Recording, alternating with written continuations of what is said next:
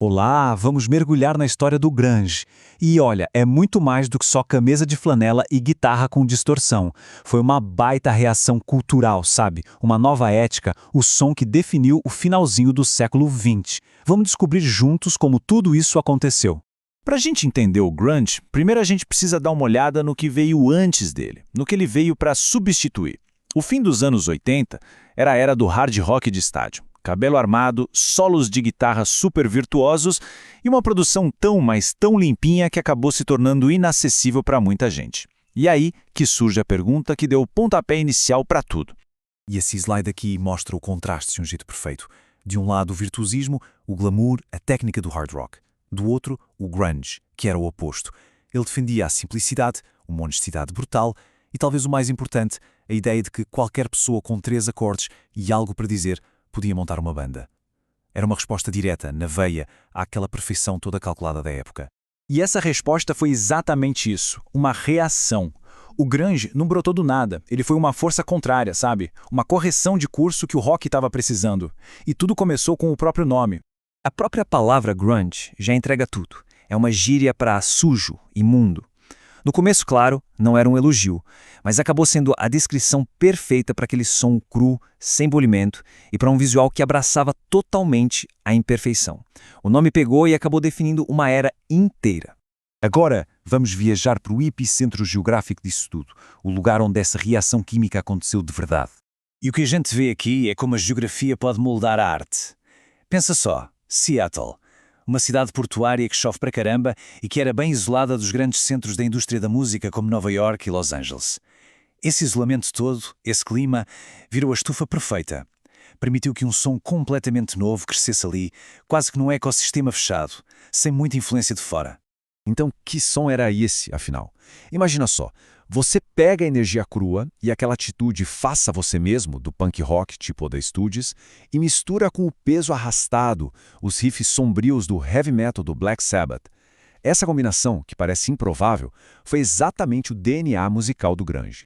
E a cena se formou muito, muito rápido. Começou ali com o The Melvins, que foi uma influência gigante para gente como o Kurt Cobain. Logo em seguida, surgiram os pilares, Soundgarden, Green River e por fim Alice in Chains. Em menos de 5 anos, a base de um movimento global já estava toda montada naquela cidade chuvosa e isolada. E então, chegamos ao ano que mudou absolutamente tudo.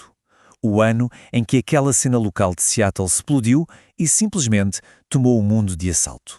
O catalisador foi um álbum, Nevermind, e mais especificamente um single, Smells Like Teen Spirit, com aquele clipe icónico que não parava de passar na MTV.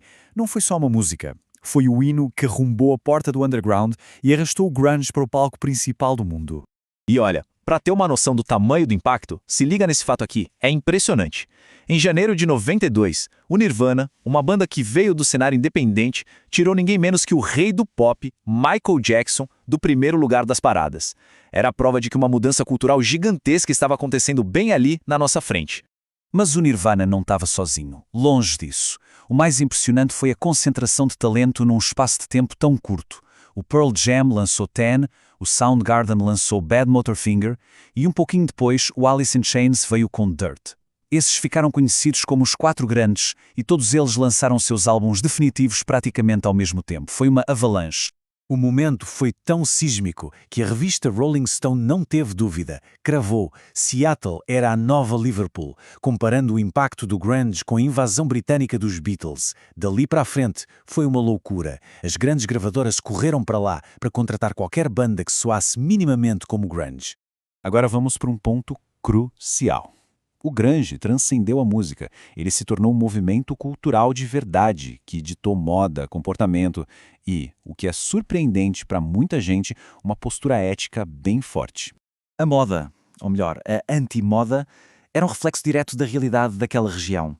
Camisa de flanela, calça de jeans rasgada, coturno, isso não era uma escolha de estilo pensada, sabe? Eram roupas baratas, duráveis e funcionais que se encontravam em brechós. Era um visual que não valorizava a silhueta, era meio andrógino e, acima de tudo, era anti-perfeição. Mas por baixo daquelas camadas de flanela e daquela apatia aparente, existia um núcleo ético muito, muito forte. E ninguém personificou isso melhor que o Kurt Cobain. Ele via a música dele não só como entretenimento, mas como uma plataforma para confrontar as injustiças da sociedade.